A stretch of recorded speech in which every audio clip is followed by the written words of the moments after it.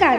महाराष्ट्रातील विविध क्षेत्रातील बातम्या झटपट आपल्या मोबाईलवर पाहण्यासाठी लगेचच सबस्क्राईब करा राष्ट्रशक्ती लाईव्ह न्यूज आणि सोबत बेल आयकॉन प्रेस करायला विसरू नका. शरम वाटावी, संताप यावा आणि मन सुन्न व्हावं अशी एक घटना मोहोळ तालुक्यात समोर आली आहे.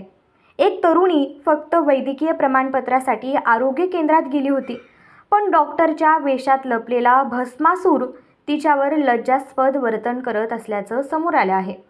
शिरापूर 21 जूनच्या सकाळी पीडिता शारीरिक तंदुरुस्त प्रमाणपत्रासाठी शासकीय प्राथमिक आरोग्य केंद्रात गेली होती.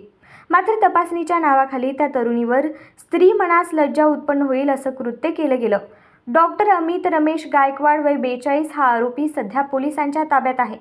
पीडितेनं घडलेल्या प्रकाराची माहिती थेट पालकांना दिली आणि पालकांनी जाब विचारला असता डॉक्टरने खोलीचं दार बंद करून स्वतःला लपवायचा प्रयत्न केला, पण पोलिसांनी वेळीच पोहोचून त्याला ताब्यात घेतलं आणि मोहोळ पोलीस ठाण्यात आणलं.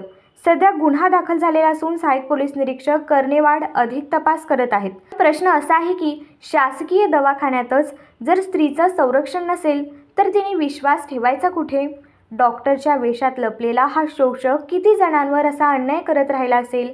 या घटनेमुळं पुन्हा एकदा शिरापूर आरोग्य केंद्र चर्चेत आले.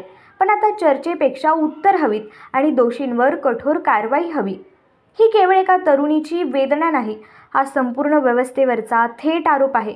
मी राष्ट्रशक्तीवरून एकच मागणी करतो की असे डॉक्टर की भस्मासूर यांना लवकरात लवकर शिक्षेच्या कटघऱ्यात उभं करा. मी राधिका जाधव पुन्हा भेटूच अशाच सत्याच्या लढ्यांसाठी.